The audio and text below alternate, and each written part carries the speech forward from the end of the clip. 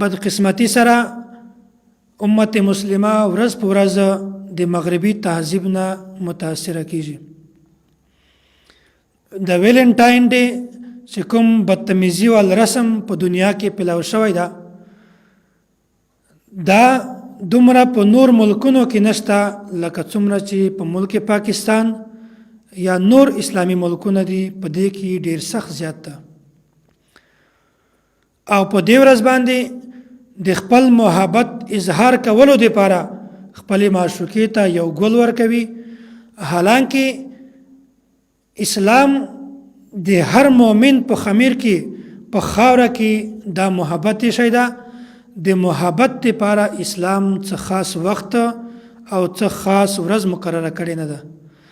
دا مغربي تهذیب غیر اسلامی ملکو چې کوم رسمونه دي هغه په موږ باندې مسلط کړي دي چې په پوره کال کې د خپل مور سره د خپل پلار سره د خوند ورونو سره محبت اظهار نه کوي بلکې صرف په 14 فروری باندې یعنی ویلنټاین ډے باندې د صرف د محبت اظهار کوي.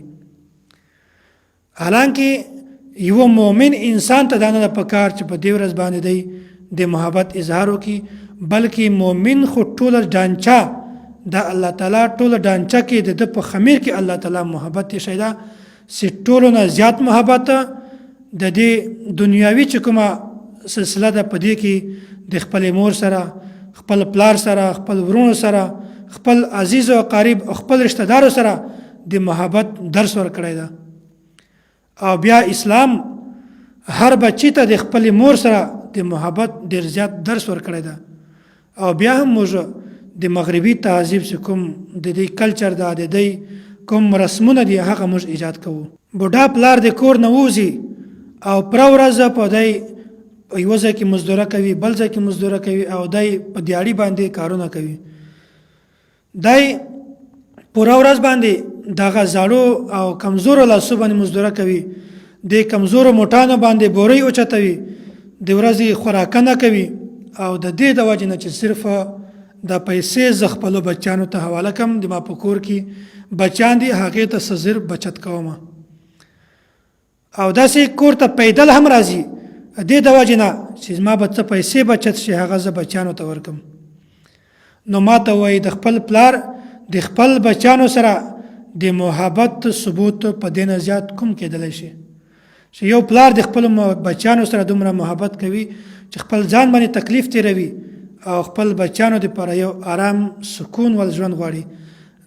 دې باوجود بیا هم خپل بچی ورچک شي او په دې ویلنټاین ډے باندې د امریکایانو او داسې د انګریزانو ملکونه چې کوم دي د هغو رسمونه ایجاد کوي او د محبت اظهار د نورو خلکو سره کوي.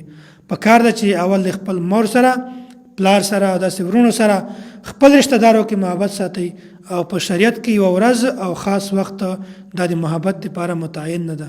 اوس ما ته وښیي چې اسلام څومره غیرتمند مذهب ده هغه امور سره مشابهت هم نشي برداشت کولی چې هغه د اسلام د یو فرض یا د یو واجب سره نه ټکراو کېږي. نو هغه کارو کې به اسلام څنګه مشابهت برداشت کی چې هغه بنیادی د اسلام د بنیادی مزاج مخالف وي. نو اسلام داسې مشابهت هم کله نشي برداشت کولی. د مغربي ملکونه د میډیا په ذریعه سره چې کوم بدتمیزی د موږ اسلامی ملکو ته راغلی ده نو هغې نه خپل ځانونه هم بچ کړي او د خپل کور ول هم بچ کړي. او مونږ هم نن سبا د میډیا په ذریعه باندې داسې شیونو تردید کوو.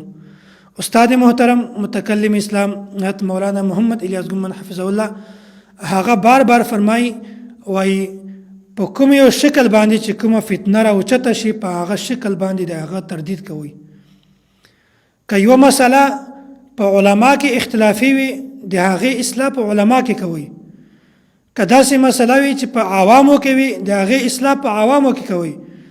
او که چیرته داسې مسله وي داسې بدتمیزي وال رسم راشي چې هغه د میډیا په ذریعه وي نو موږ ته هم پکار ده چې د میډیا په ذریعه باندې د هغې تردید وکړو. نو اسلام همیشه د محبت درس را کړی ده چې خپل مور سره محبت کوئ خپل مور سره محبت کوئ، خپل پلار سره، خپل ورور سره، خپل ښځې سره، خویندې ورونو سره. نو غیر محرم سره محبت کول دا محبت نه دی، بلکې دا آسې بې حیایي او نفسانی خواهشات دي. نو خپل ځان او خپل جسم او خپل کورول چې هغه مونږ ټول ځانونه داسې جوړ کړو چې مونږ ټوله ډانچه دا د شریعت او د مزاج موافق وي. اسلامی نقطه نظر کې دا که مونږ وګورو، دا په ټولو نه غټ نعمت اول خو اسلام ده. اسلام نه بعد ټولو نه غټ نعمت دا حیا ده. نو کوم کس کې چې حیا پاتې نشي، بې حیا شي، نو هغه بیا خپل مرضی ته خلاص تک هغه څه کوي.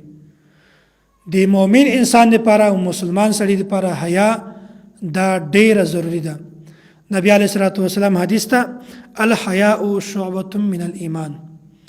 او داسې یو بل حدیث ته صحیح بخاری کې اذا لم تستحي ففعل ما شئت.